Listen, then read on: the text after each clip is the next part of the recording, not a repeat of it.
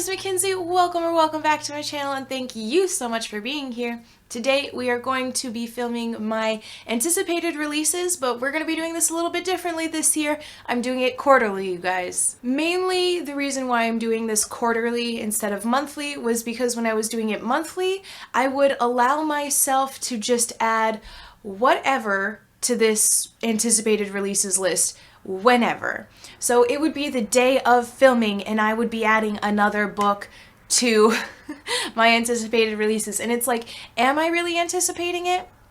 Also, I've been going back through my anticipated releases lists on Goodreads from 2021 and 2022. And frankly, you guys, I need to be a little bit more selective with what I am actually anticipating, because I really don't want to think about the reality that I will never be able to read all of the books that I want to read before I breach a window where I will not be interested in anymore or I die. So I try really hard not to think about it, but the reality is there. And if I'm going to be moving forward in my reading journey, making conscious decisions about, you know, limiting my TBR and working through things, I really need to slow down and consciously anticipate books that are being released. This really doesn't change much because it's not like I ever do anything with these lists, but the goal, I guess, is that if I do end up wanting to purchase a book, it should be somewhere on my Goodreads list, right? Like it should either be in my want to read or it should be in one of my anticipated releases from the last couple of years. Those should all be there, right? And if it's not there, why am I buying it? Is it because of FOMO? Because I hate that. I do that all the time. And I hate it, and I'm tired of it. We're doing quarterly anticipated releases, so that'll be 3 months, 3 months, 3 months, and then another 3 months. So we're going to be doing releases for January, February, and March of 2023. And I'm going to separate this video. I'm going to timestamp it so that way you can jump around wherever you'd like. I'm going to break it down by month, but further break it down by a series that I'm anticipating and standalones that I'm anticipating. So right now we're going to go through the standalones that I'm anticipating because I feel like these deserve to be talked about a little bit more, because I have such a difficult time these days, I feel like, finding standalones, because for whatever reason, publishing wants to publish a ton of series, and that's not always what I'm looking for. Sometimes I'm looking for the perfect one, just the one that's perfect, just one. So we're going to talk about standalones first. We're going to go through January, February, March, and then we're going to go back to January and talk about books in a series that are coming out. Now, these will either be books in series that I am either currently in the middle of, continue to be interested in even though I haven't started them yet, or new series that are coming out that I'm interested in. I'm just going to get my little handy dandy Chromebook and we are going to start with some January books. Now, I have made sure that these books are like all the January books are together, like all the January standalones are together, but is it exactly in the order in which they are coming out? Probably not. Maybe, hopefully, but chances are it's not. The first book that I'm anticipating in January is Highly Suspicious and Unfairly Cute by Thalia Hibbert. Thalia Hibbert is the author that wrote the Brown Sisters trilogy, Chloe Brown, Dani Brown, and Eve Brown, and like everyone loves them, and I really loved Chloe Brown. I thought it was really good. Really good, and I still have Dani Brown and Eve Brown on my TBR and I haven't read them yet, but Books and Lala just came out with her like romance series vlog, and it kind of re-inspired me for like to get back into not entirely romance, because I feel like it can be very boring sometimes if it's not done well, but I do feel like the Chloe Brown was written very well. So I want to get back into reading those series, and if I continue to like them, I will probably be picking this one up too. So it looks like this is a laugh out loud story about a quirky content creator and a clean-cut athlete testing their abilities to survive the great outdoors and each other. Oh no, ex-best friend? Are they in high school? Oh man, this is a high school, this is a young adult. I do love a young adult romance though. When they're good, they're good. I eat those up in the summer. I do like also the idea of them being ex-best friends.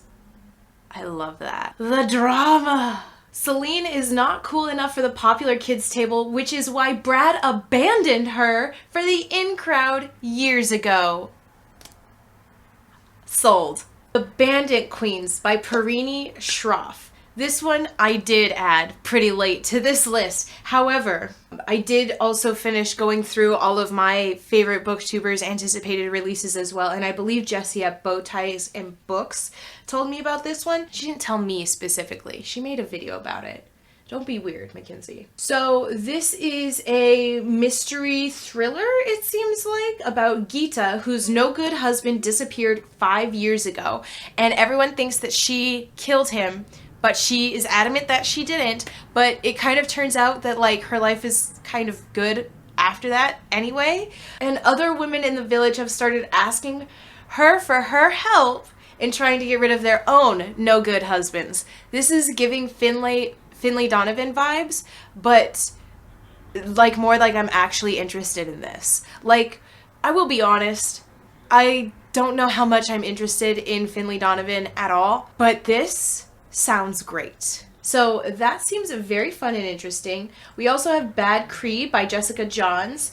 This is a supernatural horror about a young Cree woman's dreams that lead her on a perilous journey of self-discovery that ultimately forces her to confront the toll of legacy of violence on her family, her community, and the land that they call home.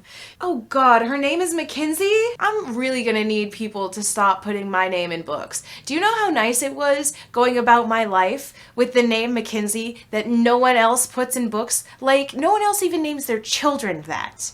They don't put that name in books, and now it's everywhere. Anyways, she wakes up with a severed crow's head in her hands, and obviously she panics.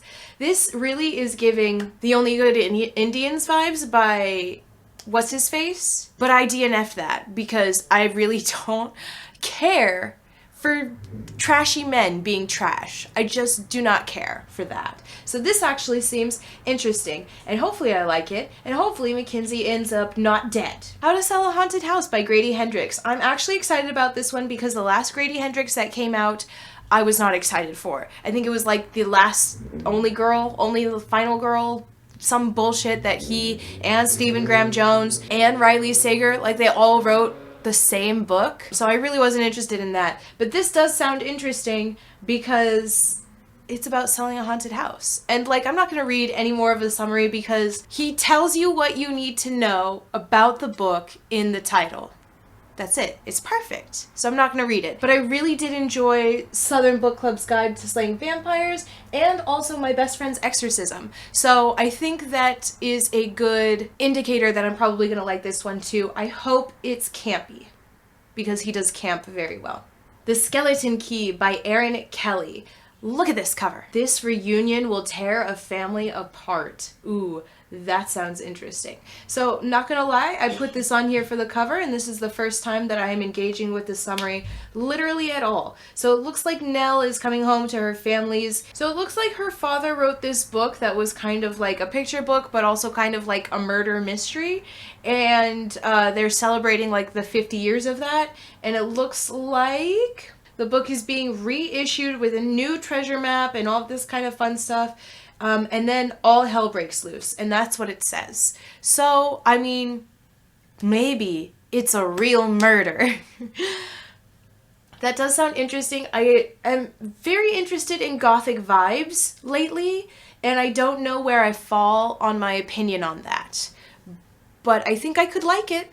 I just need to try it out a little bit more, you know? And then Jordaline Reads turned me on to this episode 13 by Craig DiLouie. She loves Craig DiLouie. I've never read a Craig DiLouie, and honestly, I'm not gonna lie to you guys, I am very tentative about reading mystery, thriller, horror written by men. Don't trust them, but I do trust Jordaline, and I think that this might be good for me. This is about a husband and a wife team who run a like ghost hunting show called Fade to Black, and they're doing their 13th episode, and they go, and it ends up being much more real than I guess that they thought it would be. And really, that's all I need to know. It seems really fun, and I really want to get more into like creepy, horrific stuff, because I feel like that balances out my like fantasy romance so well. I say that having not finished Manhunt because it was too intense. Moving on to the February standalones, let's talk about The Last Tale of the Flower Bride by Roshani Chokshi. To this day, I haven't read a single Roshani Chokshi, but I do have 2 of her series on my TBR, so that will be happening. This is a standalone, gothic-infused story about a marriage that is unraveled by dark secrets, a friendship cursed to end in tragedy, and the danger of believing in fairy tales. And the drama, the angst. I swear to you, if you can describe a book by saying it's angsty and heartbreaking and just like overtly emotional, it's probably my thing. Also, this cover is gorgeous. I'm trying to like, you know, branch out a little bit. I'm trying gothic, I'm trying super dark horror. We're kind of loving it. Hopefully we'll love it. I want to love it. Next we have Sister Maiden Monster by Lucy A. Snyder. So this is a visceral story set in the aftermath of our planet's disastrous transformation and told through the eyes of 3 women trying to survive the nightmare. Yes, look at that cover. Look at how icky it is. Look at the ick. It's gross. I love this. I love the 3 Sister Maiden Monster. It follows the very witchy archetype Mother Maiden Crone. Horror, sci-fi, fantasy. That's my thing. That has always been my thing. So I can't wait for that. We have Where Darkness Blooms by Andrea Hanna. Look at that cover. Oh my gosh. It is a supernatural thriller about an eerie town where the sunflowers whisper secrets and the land hungers for food. Yes.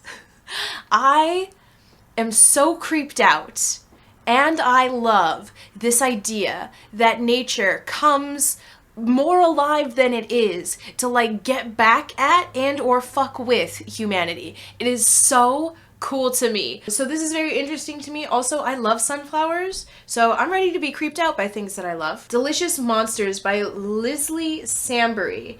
This is The Haunting of Hill House meets Sadie in this evocative and mind-bending psychological thriller following 2 teen girls navigating the treacherous part of a mysterious mansion 10 years apart.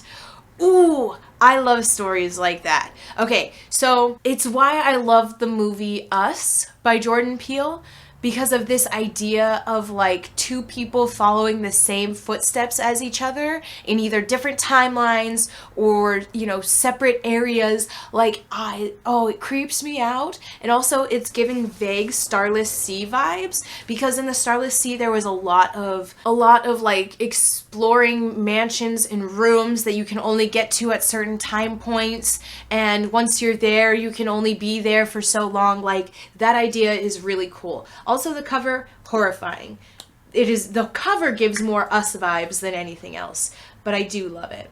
She is a Haunting by Trang Tran. It's a very creepy cover. So, a house with a terrifying appetite haunts a broken family in this atmospheric horror, perfect for fans of Mexican Gothic. So I know a lot of people who read Mexican Gothic didn't realize that Moreno Garcia wrote a bunch of different genres, and so her other books aren't the same, but this sounds like it is absolutely going to give the same kind of like icky haunted house gross vibes. Look at her face!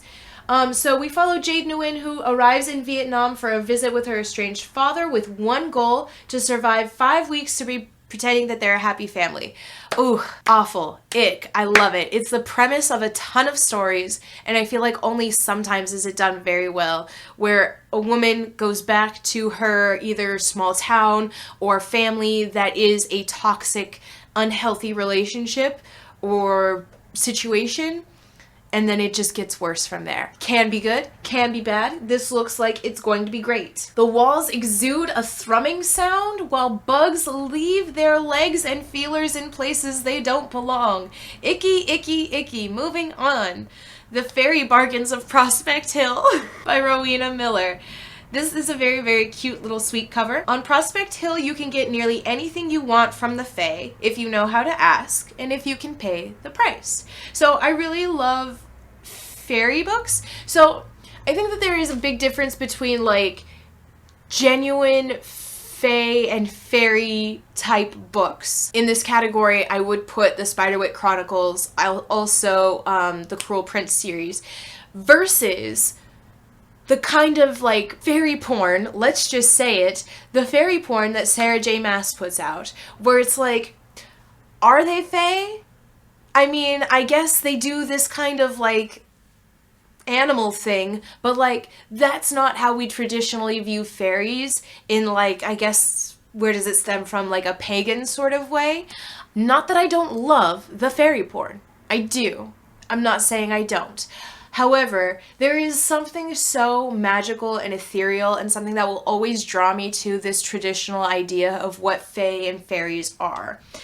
So this looks like exactly what that is going to be with the, you know, making deals and getting things from fairies. Okay, so it looks like we are following Elaine and her sister Delphine, and Delphine's husband is not a good person, it looks like.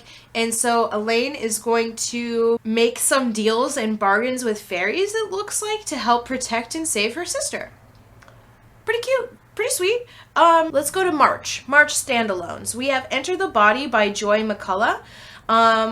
It's giving Dark Academia. I don't know if it is. In the room beneath a stage's trapdoor, all of Shakespeare's tragically dead teenage girls, Juliet, Ophelia, Cordelia, and others, compare their experiences and retell the stories of their lives in their own terms. Ooh, I love it. I've kind of dubbed this idea that authors are doing lately, which is like lost women of the library, lost ladies of the library, if you want to alliterate, where it's like all of these women of like very famous stories now telling their side of the story, like Reluctant Immortals. We also have Circe. I do enjoy these retellings, the ones that I've read, and I continue to put more on my TBR, so I must have a really big need to read them. Rose House by Arkady Martine. This is a novella. Arkady Martine wrote a memoir called Empire and Desolation called Peace Books, the text Kalynn duology, and I loved them. They were great. It was so good. So I'm really excited to see how this does. It looks like it is a smart house situation, which has been done before, and when I was growing up, Disney Channel absolutely put out a movie called Smart House, I think. So I always feel like I know this story, but it's Arkady Martine, so I'm at least going to hear it out. Then we have My Dear Henry, which is a Jekyll and Hyde remix by Kalynn Bayron. So this is part of the Remixed Classics series. There are only a few of these that I think I'm actually interested in, but this is one of them. So it is gothic. We have a teen boy tries to discover the reason behind his best friend's disappearance and the arrival of a mysterious and magnetic stranger in misty Victorian London. So it looks like we're following Gabriel Utterson, who is the 17-year-old teen. And Gabriel meets Hyde, a familiar young man with white hair, very charismatic, and I'm sure he will meet Jekyll very soon. Cool. I've never read the actual original Jekyll and Hyde, but I did get a pretty cool cover of it last year. So maybe that could be a thing that happens. We have The Mimicking of Known Successes by Malka Ann Older. So this is a cozy Holmesian murder mystery and sapphic romance set on Jupiter, which is very funny to me because the book is called The Mimicking of Known Successes, and we know that Holmesian type mysteries with like a detective always do well, like always. I'm currently reading like the Veronica Speedwell one, Hercule Poirot did great, Marble did great. We're watching, like the whole world is watching Glass Onion right now with Benoit Blanc, and that's even just a movie type Holmesian situation. So that really made me laugh, so I am really interested in it, and also sapphic. We have The God of Endings by Jacqueline Holland. Look at the cover. It does look like this is a debut novel about an immortal woman who is talking about the story of love, family, and history, and I guess myth as well. A lonely artist who heads an elite fine art school for children in upstate New York. The God of Endings serves as a larger exploration of the human condition in all its complexity, asking us the most fundamental question: is life in this world a gift or a curse? It is kind of giving like Mrs. Death vibes, and also a little bit of Inamorata but minus the incest. Let's talk about The Sister Split by Ariane de Sambury. Ariane de Sambury is one of the YA authors that I like to keep an eye on. Her and Jennifer Dugan and a couple others, because I really enjoy the YA that they wrote.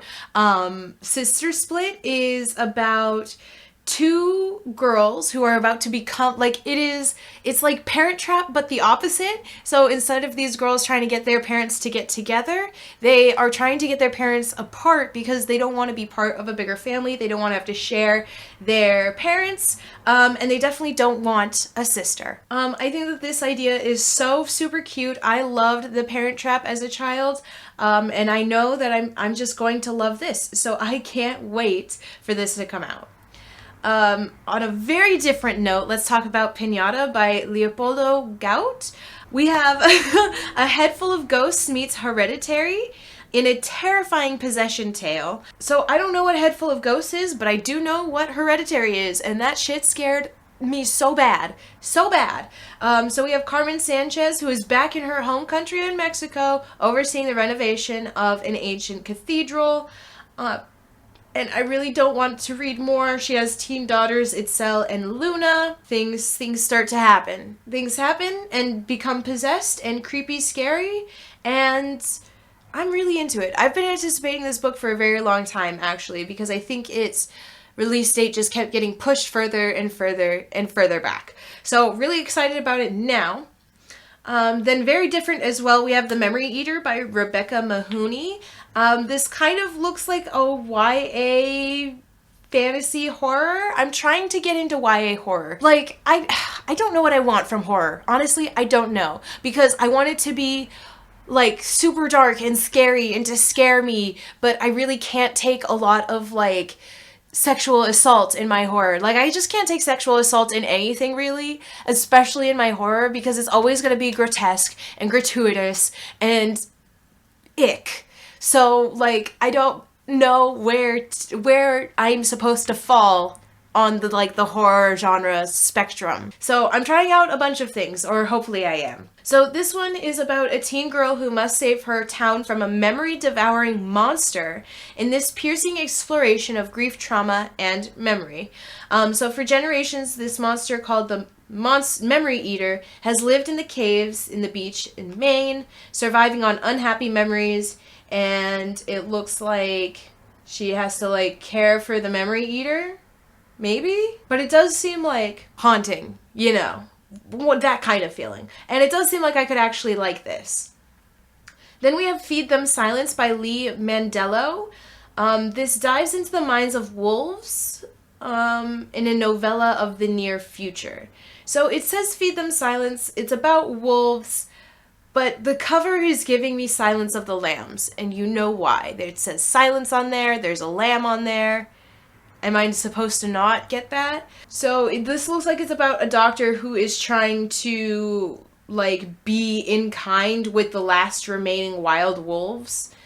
And could be creepy, and I'm just kind of interested to see where this goes, because it's a novella, it's a horror science fiction, I do like those, but it's giving me Silence of the Lambs, but it's talking about something else, so I'm gonna wait for other people to tell me what they thought. Lucha of the Night Force by Taylor K. Mejia. I've been anticipating this for I think a year and a half now.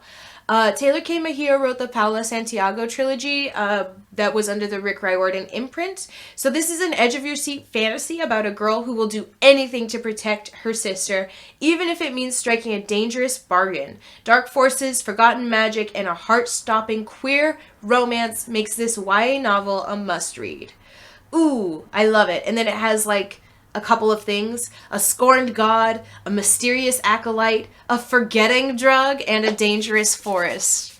Sign me up. We were just talking about how I love when nature like turns on humanity. Yes, One girl caught between the freedom she always wanted and a sister she can't bear to leave behind. And if that ain't the sole reason why so many people forego changing or forego giving up their whole family because of siblings. The last standalone coming out in this quarter that I'm really excited about is, of course, the T. Kingfisher, A House with Good Bones. So I've only read the one T. Kingfisher, the What Moves the Dead, but I loved it. I thought it was haunting. I thought it was creepy. I really enjoyed the writing. So I am planning on picking up more Kingfisher in the future. I don't know how long it'll be until I get to this one, but it's giving amazing vibes. I love this cover.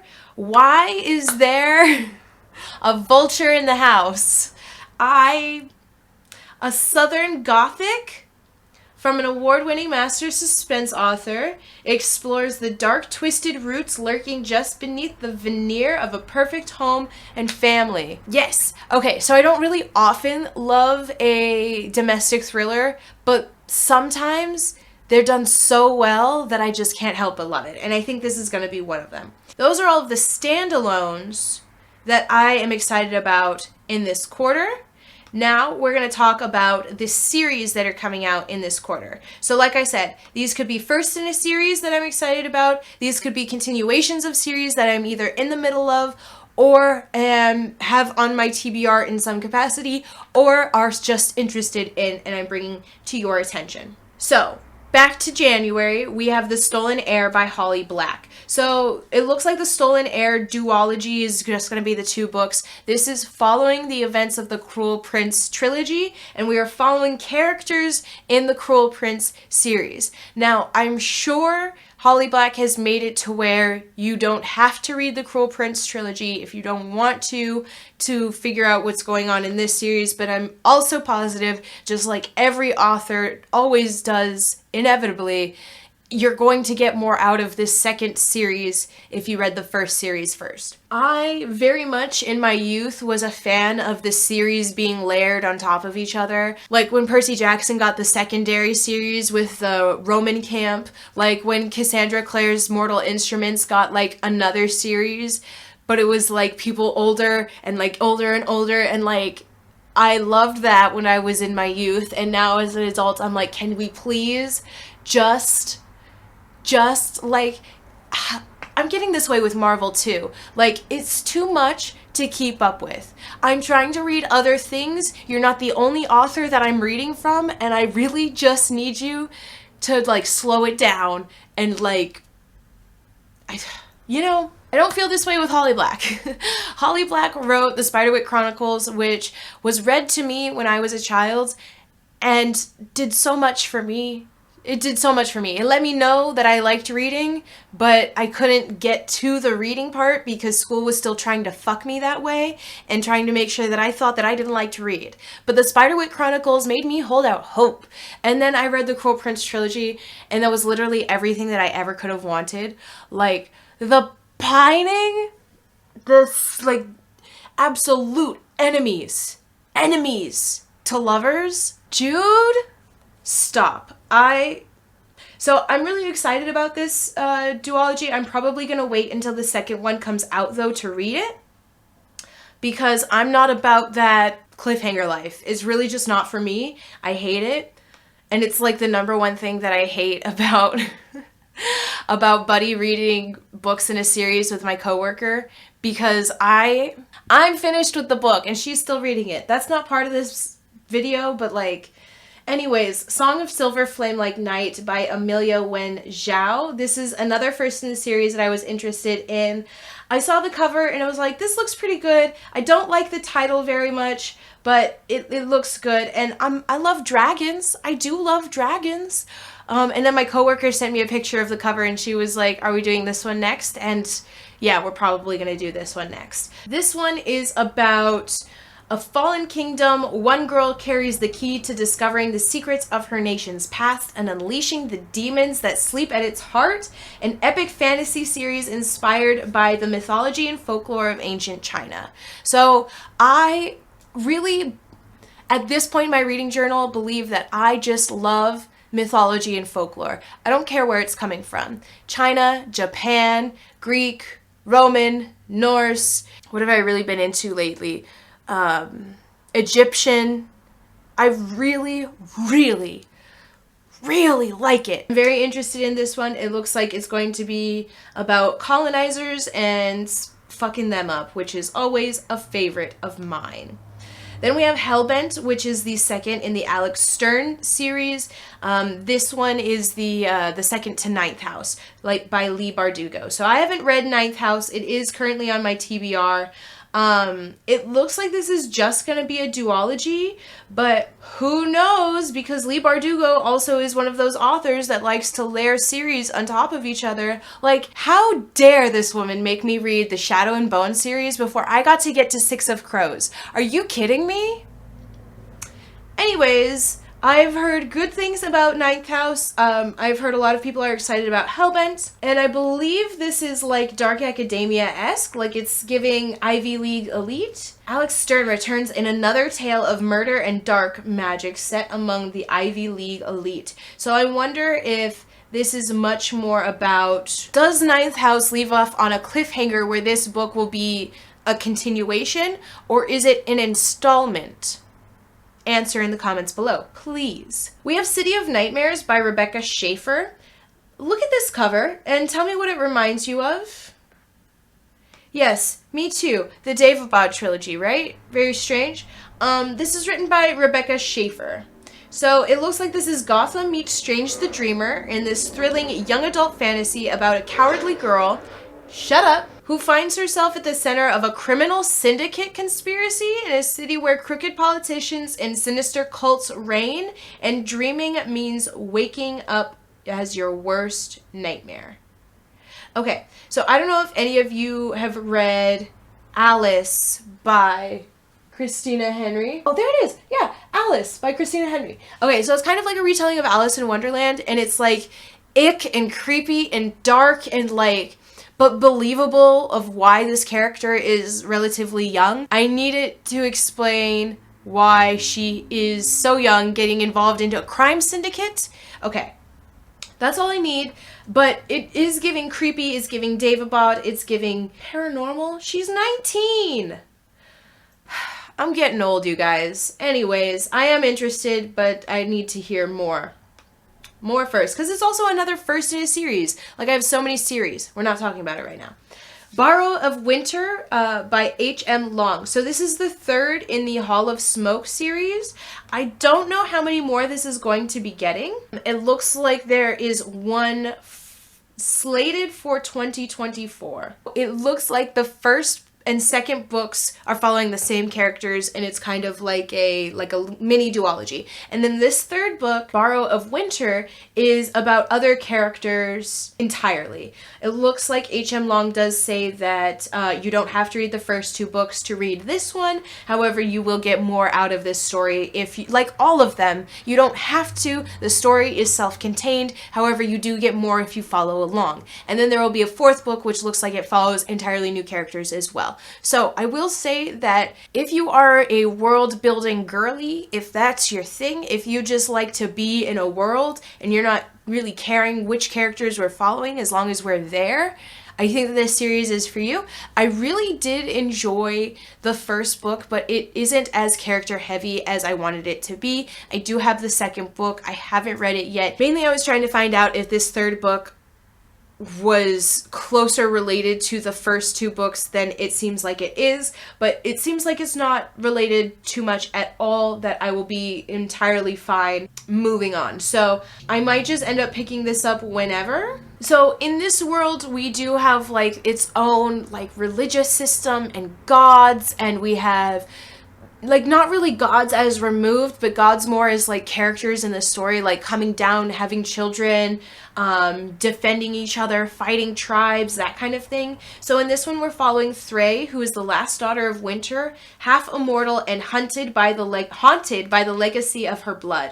When offered a chance to visit the northern land where her father once ruled, she can't refuse. So seems much less intense than the first book was, but I'm sure just like the first book, more is going to be happening than what is just told in the synopsis anyways. Okay, last in January, we have another first in the series. This one is called God Killer by Hannah Kaner. We have Kissin kills gods for a living, and she enjoys it. This is until she finds a god she cannot kill. Skidiseth, god of white lies, who is connected to a little noble girl on the run. Let's see. It seems very mythological, but I can't tell. It doesn't say what mythology it's following. So it looks like we have Kissin, who is a god killer. She has Skidiseth, who is a god of white lies. We have the little noble girl, and we also have Elogast, who fought in this god war of like killing all of the gods. And now he like is called back into action for who knows why. So, seems really interesting. I don't know how many of these books there are going to be, and honestly, I feel like how much story does everybody really need? How many books does everybody really need to get out all of the story that they're trying to say? You know? Anyway, moving on. In February, Heartstopper 5 is slated to come out. I don't have a cover for it just yet. Oh, it's the final installment of the Heartstopper series. Oh my gosh. I mean, I guess that makes sense because after Heartstopper 5, we have, like, the little novella Nick and Charlie. But I didn't want it to be over. God damn it. Well, at least I'll be able to finish a series, I guess. Then we have Seven Faceless Saints, which is another first in the series. Like, where are all of the sequels, you guys? I need authors to start putting out their sequels as quickly as they're putting out their first books. Like, isn't it all already planned? I don't know. I'm not an author. This is by M.K. Lobb. Discover what's lurking in the shadows of this dark fantasy debut with a murder mystery twist. Perfect for fans of Leigh Bardugo and Carrie Maniscalco. I am not a fan of Carrie Maniscalco, but only because I really don't enjoy her premise. This cover is giving First Sister vibes, though, and I didn't read that either. But we'll see what the community has to say about this. All of the books that I'm putting on here that are a first in the series, I'm obviously not going to be picking up right away, and more to the point, I'm probably going to wait until I hear everybody talk about it first. Last one in February is A Day of Fallen Night by Samantha Shannon. So this is the sequel to Priory of the Orange Tree, but it's actually a prequel, but it does now make Priory of the Orange Tree part of a series. And it looks like there is going to be a third book in this series. I don't know if it's going to be after Priory of the Orange Tree. And this, I hate when authors, when movies, they're like, yep, here's the first one, and now the prequel. Like, which one am I supposed to start with? Presumably the prequel, right? But obviously not, because if you start with the prequel, you're going to miss things that are brought up in book one. But if you start with the prequel and then you read book one, you should still get those connections, right? But probably not, because these books are 1,000 pages long. In March, we have The Adventures of Amina al-Sarafi by S.A. Chakraborty. On Goodreads, it says S.A. Chakraborty, but I'm pretty sure she has published this under her full name, Shannon Chakraborty. There has been something that came out recently, I guess. Like when I read the Daevabad trilogy, I'm not gonna lie, I thought that she was of this ethnicity that she was writing about. She's not. She's a white woman that was married into this culture that she's writing about. And, like, I loved it. I don't know. But, like, I'm not of that culture. So, like, I can't sit here and say that she did it well or that she did it unproblematic. And so, like, it does kind of make me a little bit wary. So I will be waiting and looking for own voices reviewers of this before I actually make the leap to go into reading another series by her. But this seems like it is going to be a trilogy of magic and mayhem on the high seas, a tale of pirates and sorcerers, forbidden artifacts, ancient mysteries, and one woman's determined quest to seize a final chance at glory and write her own legend. And I love pirates. I've always loved pirates ever since Pirates of the Caribbean came out in my childhood. And they dropped off in my adulthood, and I still love them all the same. And then we have Our Flag Means Death recently, which has been tickling every fancy of mine. And now I really just, you know, I love pirates. We have The Faithless by C.L. Clarke. This is the second to The Unbroken, which came out, I want to say, a year and a half ago? 2 years ago. And this is going to be the NB Book Club pick for March. So that means that I have to read The Unbroken, so that way I can be caught up to read The Faithless. And I don't know about this. Jess really likes it, but I don't know about it. So it looks like we are still following Terrain and Luca and Rebels, and if I read any more of the summary, I'm going to be spoiled because I already spoiled myself for some of it. Okay, we also have Teen Titans Robin. So this is the fourth in the Teen Titans graphic novels that have been coming out by Cami Garcia and Gabriel Piccolo. He is the illustrator. I follow him on Instagram, and I love his fucking artwork. It's so cool. So I've really enjoyed the Teen Titans story so far. It has started with Raven, then Beast Boy, then Beast Boy loves Raven, and we got like our introduction to Robin in one of the later ones, I want to say. So I am excited to follow this. It looks like we are going to be getting 2 Robins. It looks like it's going to be Damian Wayne and also Dick Grayson. I am not going to be reading any more because I don't want to be spoiled. It is an absolutely lovely graphic novel set. I really, really enjoy the artwork. And if you were a fan of the Teen Titans TV show that came out in the early 2000s, not Teen Titans Go, but Teen Titans, then I think this is for you also. And then I have A Sinister Revenge by Deanna Raybourn on this list. This is the 8th Veronica Speedwell. When you look on Goodreads, this looks like it's the last one. And I'm trying really hard not to be sad about it. But I freaking have loved this series since I started it. I have read every book from books 1 through 4 twice. And I've just absolutely loved it. So I'm not going to tell you what this book is about, but I will tell you that this series is about a man and a woman in like the 1800s in London. Veronica Speedwell, is like a more academic woman. Like, she's a lepidopterist and she, you know, wears pants. Like, she's just not of her time, and she does it so well. She's like, I know that there are like conventions that I have to appease to, and like I'm not surprised when anybody like hates me, but like I'm just gonna do me. And then there's Stoker, and he is like an army surgeon, and he was a hunter, and he is a taxidermist and a scientist, and when she meets him, he's broken, and they like fall in love, and it's everything to me, and I just love it. It's so good. So you're reading for Veronica and Stoker and nothing else. So it really doesn't matter what the plot is of this one, because all I'm here for is Veronica and Stoker, okay? Lastly, we are talking about The Lies of the Anjungo by Moses Oze Utomu. So this is his debut novella following one boy's epic quest to bring water back to his city and save his mother's life. Prepare to enter the forever desert. It's giving Dune, but it's also giving Rango. Did you see that movie? I saw that movie. I really enjoyed that movie for no good reason. But it's giving Dune and it's giving Rango. This is another first in a series. Look at me go. But the second book isn't announced or planned just yet. So who knows where that'll go or if it'll actually get its second series. So it is a novella, so it should be short. So why is this a series if it's a novella? Just make it a novel and then it wouldn't have to be a series. Publishing.